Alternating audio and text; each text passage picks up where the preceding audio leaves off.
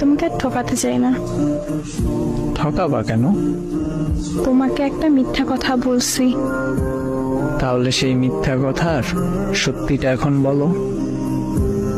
আসলে এগুলো কিভাবে বলবো বুঝতেছি না। কি সমস্যা সেইটা বলো।